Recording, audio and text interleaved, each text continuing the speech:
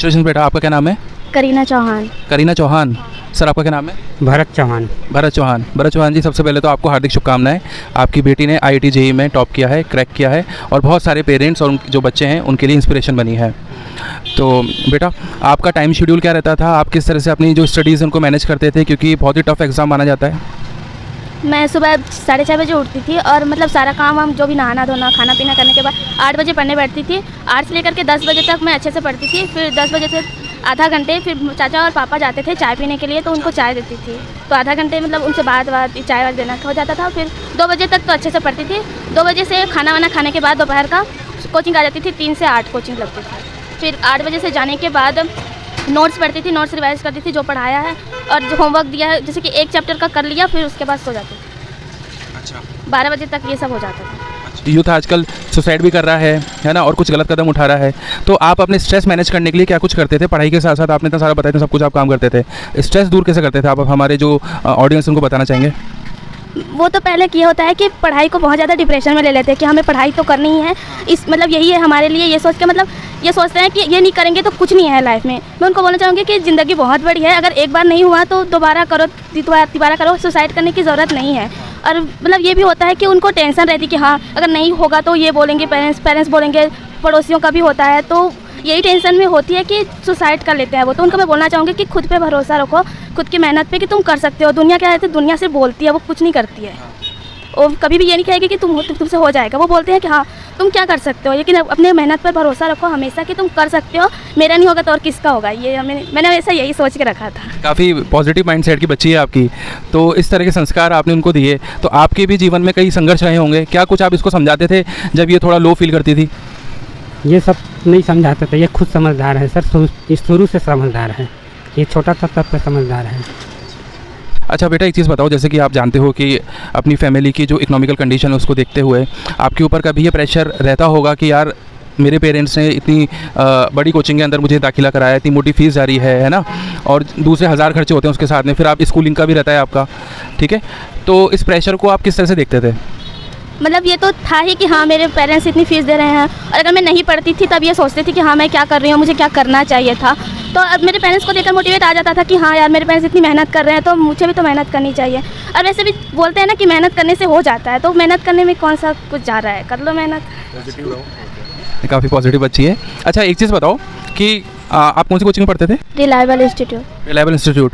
Reliable institute में क्या कुछ ऐसी खासियत है जिसके तहत बच्चे IIT JEE के एग्ज़ाम जो है यूँ क्रैक कर रहे हैं?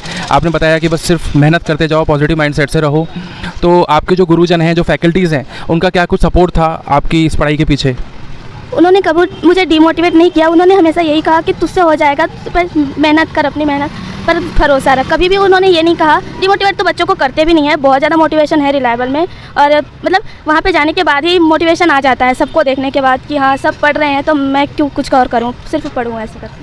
अच्छा, और जैसे डाउट काउंटर्स वगैरह पे काफ़ी भीड़ रहती है, तो उसमें फिर अपने लिए जगह बनाना और फिर वहाँ जाकर क्वेश्चन पूछना, और जितने क्वेश्चन हम लेकर जा रहे हैं डाउट काउंटर तो आते आते हम इतना थक जाते हैं कि हम आधे क्वेश्चन पूछ पाते हैं, आधे नहीं पूछ पाते हैं।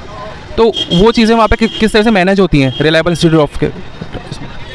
मतलब वो ना ऐसे बताते हैं कि जैसे हमने पूछा, कभी कभी हम हिचकिचाते भी है क्वेश्चन पूछने के लिए, लेकिन वो हमें सारे क्वेश्चन बताते हैं, चाहे वो इजी हो चाहे हार्ड हो। कभी ये नहीं बोलते कि तुमसे नहीं होगा, ये नहीं हुआ, वो नहीं हुआ, ये नहीं कहते हैं।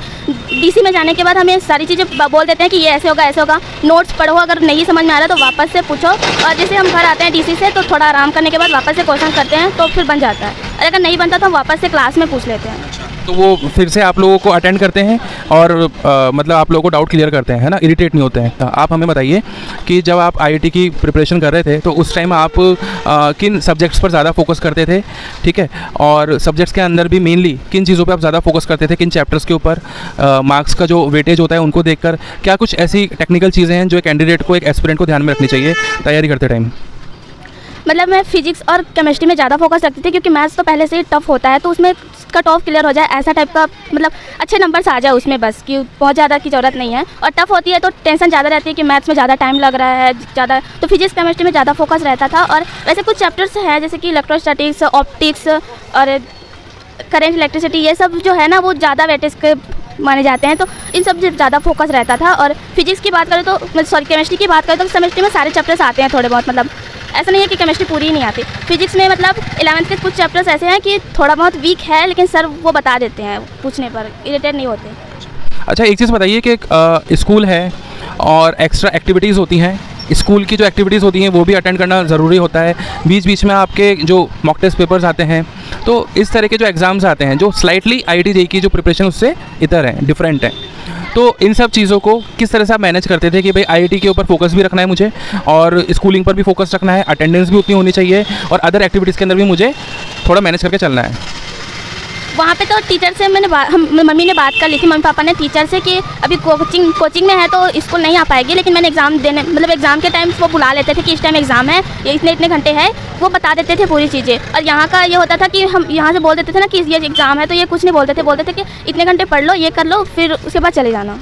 हाँ, तो आपका डमी स्कूल था, है ना? डमी स्कूल था। कहाँ रहते हैं आप?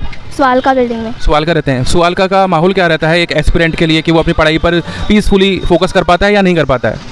नहीं, ठीक है माहौल, तो वो फोकस कर सकते हैं, ऐसा कोई बहुत ज़्यादा वो नहीं है कि कुछ भी चल रहा है, ऐसा नहीं है।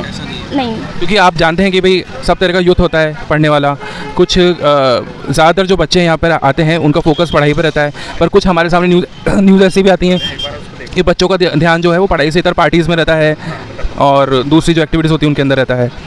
तो क्या वहाँ पे माहौल ठीक था? हाँ, ठीक था। मतलब वो होता है ना कि कहीं बाहर से आप आए हो, फिर नई जगह देखे शहर में, तो शहर में घूमने का मन करता है, गांव से अलग से आए हो, दोस्ती यारी ज़्यादा हो जाती है। लेकिन मैं उनको बोलना चाहूँगी कि तुम जिस काम के लिए आए हो ना, पहले वो कर लो, ये तो बाद में होता रहेगा।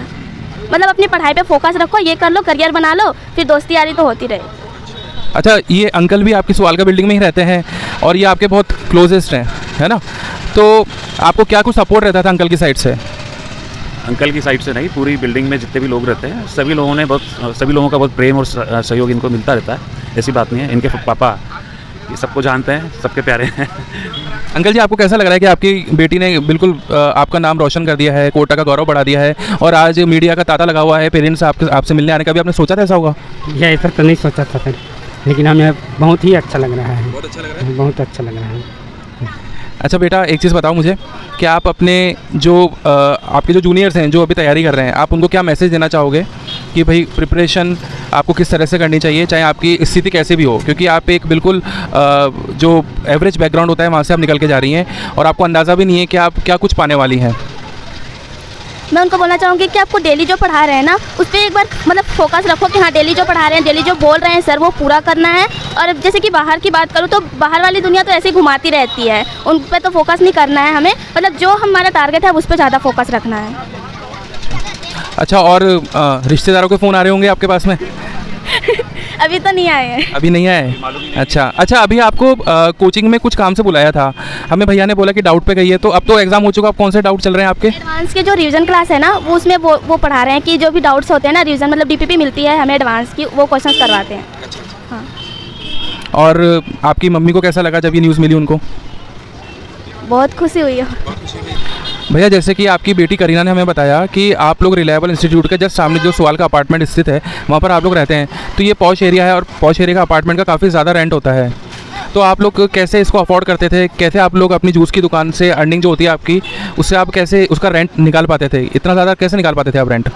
सर, यहाँ पहले हम 10 साल पहले के आए हैं यहाँ सवालका बिल्डिंग में काम करने के लिए। मैं मिस्त्री काम करता था, फिर यहाँ कोरोना लग गया, कोरोना में बंद हो गया काम, तो फिर फल फूल का दुकान खोला, उसी में जूस का भी रख लिया। तो फल फ्रूट की दुकान से आप 20,000 रुपये निकाल लेते थे? उसमें नहीं निकलता था, नहीं निकलता था। नहीं निकलता था? तो फिर आप कैसे मतलब रहते हुए आ रहे हैं? पहले ये यहाँ वाले जुग्गी में रहते थे, टपरी में, यहाँ उसमें अभी गए हैं, साल भर हो गया। नहीं, अभी तो आप सवालका में रहते हैं ना, तो आप जैसे बता रहे हैं कि आप जूस का ठेला लगाते हैं, सारी चीज़ें जो हैं, है ना? हाँ, तो कोरोना में लगाते थे, ये जूस का दुकान बाद में, बच्ची कोरोना के बाद आया है। तो अभी भी मतलब मुश्किलात तो आते होंगे आपको इतना बड़ा रेंट निकालने में? तो लगेगा ना सर। आप कुछ कह रहे थे सर? एक्चुअली क्या है, पहले ये जब यहाँ पे मिस्त्री का काम करते थे, बाद में इन्होंने यहाँ टापरी बना ली और सब्जी की दुकान लगा ली। यहाँ पे इन्होंने जो किराए पे भी ले रखा है, बड़ी फैमिली है, उसके हिसाब से 2 BHK इन्होंने ले रखा है। वो इसमें जो बिल्डर है उसने इनको रियायत दे रखी है, क्योंकि बच्ची की पढ़ाई को देखते हुए उसने कहा कि भाई आप यहाँ रहो ताकि बच्ची की पढ़ाई हो पाए ठीक से, और उन्होंने इसको इन लोगों को वहाँ पे जगह दे रखी है। कम से कम किराए पे, जितना ये दे पाते हैं उतना उस हिसाब से दे देते हैं। सही कह रहे बेटा अंकल? हाँ। तो मेरा आपसे बस इतना सी सवाल था कि अगर 20,000 रुपये रेंट है तो बच्ची की कोचिंग की फ़ीस जाती है, बच्ची का स्कूल का खर्चा होता है ना, और भी दूसरी जो एक्टिविटीज़ का खर्चा होता है, आपके भी घर के खर्चे होते ही होंगे, फिर आप अपना बिजनेस लेके बैठे हुए हैं, तो इतने सारे खर्चे निकालने के बाद में इतना बच पाता था कि भाई आप इतना ज़्यादा रेंट निकाल लेते थे? मेरा ये सवाल था आपसे। नहीं बच पाता था तो थोड़ा। जो जैसा कि सर ने बताया कि सवाल का बिल्डिंग के जो बिल्डर हैं उन्होंने आर्थिक तौर पे आपको मदद दी क्योंकि बच्ची पढ़ाई में अच्छी थी, उसको देखते हुए, उसको अप्रिशिएट करते हुए उन्होंने आपको ये सपोर्ट दिया कि आपकी बच्ची को आप पढ़ने दो, वो एक दिन बहुत अच्छा नाम रोशन करेगी। जैसा कि हम देख पा रहे हैं आज सच में उसने आपका ही नहीं, कोटा का ही नहीं, हाड़ौती का ही नहीं, पूरे देश भर में ये यहाँ जो हमारे हाड़ौती के लोग हैं इनका नाम रोशन कर दिया है, और साथ ही सुवाल का बिल्डिंग में रहने वाले जो लोग हैं, जैसे सर आपका क्या नाम है? मेरा अमित गुप्ता है। तो सर आपको कैसा लग रहा है बीइंग अ पड़ोसी ऑफ हर? पड़ोसी नहीं साहब, इसने तो बच्ची ने हमारी इस पूरी बिल्डिंग का नाम रोशन कर दिया। यहाँ पे बाहर से जगह जगह से पूरे देश से लोग आते हैं, मेहनत करते हैं इतनी, उसके बाद भी कई बच्चों का नहीं हो पाता। लेकिन आप देखिए आज आपको भी आना पड़ा, तो इस बच्ची की मेहनत जो इसने की है, इसने अपना जो मिशन जो था उसको पूरा करने का जो संकल्प लिया था वो आज इसने कर दिखाया। आर्थिक तंगी के होने के बाद भी आज आप देखिए हम लोग बहुत गर्वित महसूस कर रहे हैं सभी लोग। तो बेटा अंकल को मिठाई खिलाई नहीं खिलाई? नहीं, मिठाई तो हम खिलाएंगे बच्ची को, बच्ची थोड़ी मिठाई खिलाएगी। अच्छा सर, मैं आपसे जानना चाहूँगा कि सुवाल का बिल्डिंग के अंदर जो बच्चे आते हैं वो सब तरह के बच्चे आते हैं, तो क्या मतलब कैसा वहाँ माहौल रहता है? क्योंकि ज़्यादातर बच्चे तो पढ़ने वाले होते हैं, पर कुछ एक जो होते हैं वो थोड़े पार्टीबाज होते हैं, है ना, या कुछ ऐसे होते हैं कि भाई पेरेंट्स को बिना बताए वो यहाँ पे सेटल हो गए, और यहाँ पर आजकल लिव इन रिलेशनशिप का भी काफ़ी कल्चर चल रहा है, तो क्या सुवालका में ऐसा माहौल है? देखिए हम लोग प्रयास करते हैं यहाँ पे, जो यहाँ पे ऑनर्स हैं मिलके, कि यहाँ पे फैमिलीज़ रहे, बच्चे रहें, लेकिन कुछ नीचे दलाल लोग हैं वो किसी भी बच्चे को पैसा कमाने के लिए दे देते हैं। ये जो अभी इसके अंदर घटनाएं हुई अनफॉर्चुनेटली वो सब इसी वजह से हुई क्योंकि दलालों ने बच्चों को दे दिया था, सिंगल बच्चों को। हम मना करते हैं और जो कोशिश करते हैं कि बच्चे आएँ तो पेरेंट्स के साथ आएँ ताकि उनकी देखभाल ठीक से हो पाए, खाना पीना उनका ठीक से हो पाए, बस इतना सी बात है। ये सुसाइड केसेस मैंने यहाँ पर काफ़ी सारे सुने थे कि इस एरिया में हुए थे पिछले साल, सुवालका के अंदर भी कुछ ऐसा सुनने को मिला था? हुए हैं यहाँ पे भी 1-2 केस। मैं यही बोल रहा हूँ कि पेरेंट्स के साथ बच्चा रहेगा तो बाहर नहीं, गलत संगत में नहीं पड़ेगा, और भी बहुत सारी वजह होती है। मुझे लगता है कि बच्चों को अपनी पढ़ाई को एक खेल की तरह लेना चाहिए। आज सचिन तेंदुलकर है, कभी 0 पे आउट होता था, कभी 100 रन भी मारता था, तो 0 पे आउट होने का मतलब ये थोड़ी वो डिप्रेशन में आ जाए, उसको खेल की तरह लेना चाहिए पढ़ाई को भी, मेरा ये मानना है। सर बहुत अच्छे व्यू है आपका कि पढ़ाई को भी पढ़ाई की तरह ही लेना चाहिए, ना कि बोझ की तरह लेना चाहिए। जब हमारे सर पे बोझ नहीं होगा तो हम फ्री होके खेलेंगे। ठीक है, तो बहुत अच्छा लगा सर आपसे बात करके, और बहुत बहुत बधाइयाँ हमारी पूरी मीडिया इंडस्ट्री की तरफ से, सुवालका बिल्डर्स की तरफ से आपको बहुत बहुत बधाइयाँ। बेटा ऐसे नाम रोशन करो घर का, परिवार का और देश का। Thank you sir. Thank you sir.